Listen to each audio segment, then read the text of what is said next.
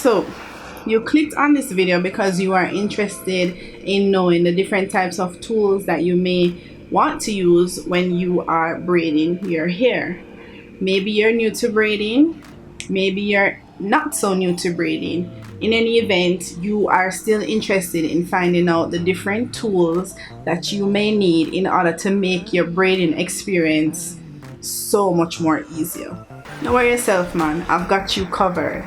In this video, I'm going to be sharing with you 9 essential tools that you are absolutely definitely going to need if you want your braiding experience to be seamless. So if you're interested in a video like that, please keep on watching.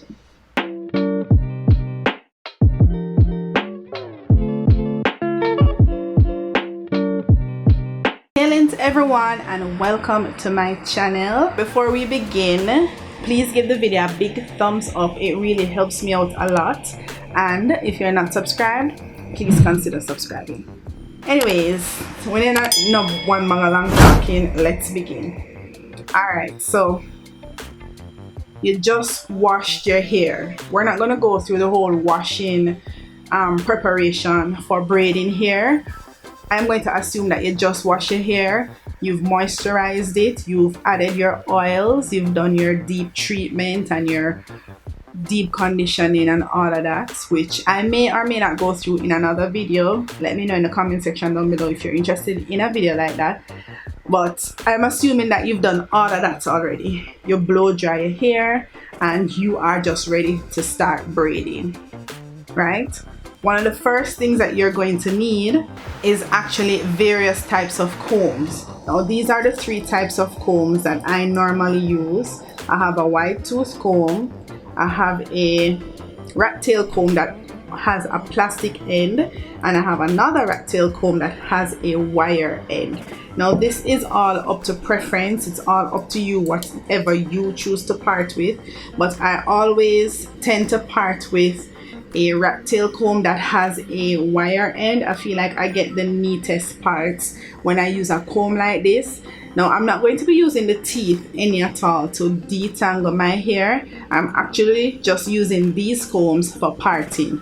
After I have parted and everything, I go in with my wide tooth comb and comb out that section. And the reason why I use a wide tooth comb is because sometimes I may choose to braid my hair on blow dried hair, or I may choose to braid my hair on just stretched, not blow dried hair. Just wash my hair, air dry it, and then start braiding. It's up to you, it's your preference. All depends on how it is that I'm feeling on that day. If I do have the extra time to blow dry my hair, I will, but if not, I'm going to go straight into braiding my hair. Sometimes I use this comb to part because this tip is actually a little bit more softer to use on my scalp. I do think I have like a sensitive scalp, so at times when I use the wire rat tail comb, it kind of feel uncomfortable. It feels as if I'm digging into my scalp at times, so I may use this first and then I clean it up with this. It all depends on your preference. And as you can see with this comb, it has like a little indent right here. You can actually use that for parting also. So you can use the tip of this, or you can use the ends, or you can use the ends. But these are the combs that I like to use whenever I am going to start braiding my hair. You are absolutely going to be needing clips to braid in your hair, and these are the clips I'm talking about. I have 2 kinds here. I think this is called a dragon clip or a dragon claw, I'm not sure. And then you have this. I'm not sure what these are called, but these are the 2 types of, I call them sectioners. These are the 2 types of sectioners that I use, and now it all depends on your preference on what it is that you want to use to clip away your hair. I like using this one because I get less snagging when I use this one. This one does the job also. As you can see, it has this as a part that can contour to the amount of hair that you will be putting in the section. So for example, if you're going to put this away, that is how you would like section it off with the claw clip, or you can use this. So it all depends. It all depends on the situation. I like using both of them. Both of them get the job done to me. I don't know any other sectioners that really would get the job done other than these two kinds. You can let me know in the comment section down below if you have any other sectioners that you may want to use. But whenever you're braiding your hair, you have to take control of the platform, of the area, of the surface area. You don't want the hair mixing together, because then your parts are not going to be neat, your braiding is not going to be neat. Nothing will go well if you don't section your hair. Now, you may or may not choose to use these sectioners because you can always twist away your hair, but it is going to take a longer time. Just buy the sectioners and done, trust me. In order for me to get a smooth, seamless braid, I like to use a wax. Now, I am using the wax on the edges of the hair in order for it to kind of smooth it, because as you know, as natural hair individuals, if you have natural hair, when you're braiding your hair, it tends to be really curly, and if it is really curly, it's going to stick out of the braid, and the braid is not going to look as neat as possible.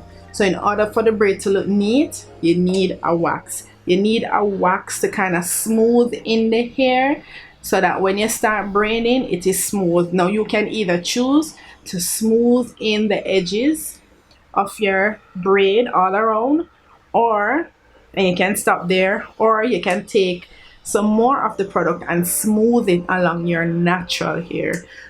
That will definitely give you the best results if you smooth it down your natural hair, so that whether you are twisting or braiding, it is not going to poke out any at all. And that tip is especially beneficial if you are doing passion twists, because I'm not sure if you know, but passion twist does not really work well with natural hair. It always sticks out. Trust me, I've done a video on it. It's right here. Go and check it out if you're interested. But definitely you need a wax. Now, you don't have to get this wax. This is the wax that I use. You know, it has a sticky consistency. You need to get something that has a sticky consistency. This is not the only wax on the market. You may want to use maybe like a jam, or you know, a style and jam, I think that's what it's called, or just a Let's Jam by Dark and Lovely, whatever floats your boat. But you have to ensure that it is a wax that will not leave a white residue on your hair, and that is very, very important. Some of these waxes, case in point this one, which is why I'll never buy it again, leaves a white residue on your scalp, and it's gonna look like you have dandruff, as if your hair dirty, and you don't want that. So ensure, it's gonna take some trial and error, but it is worth it. Ensure that you get a wax that does not leave a white cast on your hair, but you definitely need this if you are going to be braiding your hair. Alright, so the next thing that you're definitely going to need before you even start the braiding process, I absolutely recommend that you use a thread rack. Now, it doesn't necessarily have to be a thread rack like this. I've seen other variations that I will put on the screen. So you could use any one of those, anyone that will be easier for you to use, but a thread rack is essential because you would use it to kind of separate the hair, so that when you're braiding, you're not there separating the hair every single time that you part the hair. So you just put the hair, oh, it's upside down. You just put the hair, it comes with a stand, so you can just stand it up on your table, and you just put the hair on it in the different portions that you want, and you hang everything on it. And trust me, this is a lifesaver. It's gonna save you so many hours of braiding if you pre-section your hair, especially the fact that it has all of these rows. Trust me, you could probably do the back of your head with all of these, depending on the style. But yeah, definitely invest in something that is able to pre-section your hair properly, so that it can just go through smooth when you're braiding. we're gonna go through hair, and I'm actually going to be showing you the 2 types of hair that I like to use.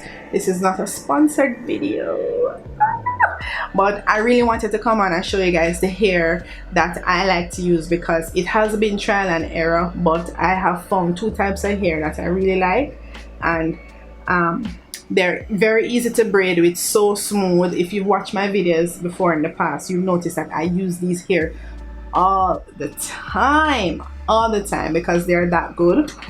So the first hair that I'm gonna recommend is this expression twisted up. I like using this hair when I'm doing styles like these that do not require like hot water setting or anything like that, and that will actually mimic my own natural hair. So I definitely like using this hair doing like kinky twists or spring twists or any type of twisted hairstyle. I love using this hair if I'm going for that kind of style. It has like a natural kind of texture, as you know, and it really does mimic our natural hair. It's easy to work with, it's pre-section, and I love that about this hair, so I always use this hair. Also, when I'm doing other straight styles, I love using the expression here, this expression here that is pre-stretched. It's pre-stretched and it's 50 inches long like this.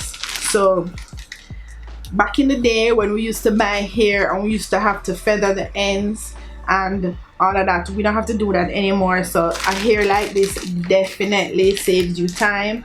Like I said, if you are braiding your hair, you don't have to use this particular hair, but I would recommend that you get a hair that is pre-stretched like this. It will save you a ton of time, depending on the style that you want to do, of course. But pre-stretched hair, a winner in my book, winner. Oh, we're winning right now, you so we're winning right now. So the next thing that you're definitely going to need, which is actually a given, but I'm still gonna recommend it here, is a mirror.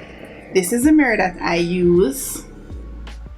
It's not the best mirror, but it's the mirror that I use for now. I am looking to upgrade my mirror. This has a light on it, but I don't have any batteries in it right now, but this lights up. I got this mirror at 5 Below. Not a good mirror, trust me, it's not a good mirror. It's not a good mirror. I'm not gonna sit here and recommend anything to you that is not good.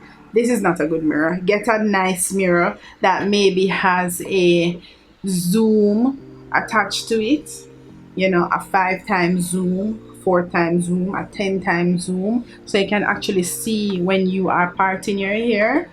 Now, I have been on YouTube looking at like different persons braiding their hair, and I have come across this like 360 mirror that you may want to invest in.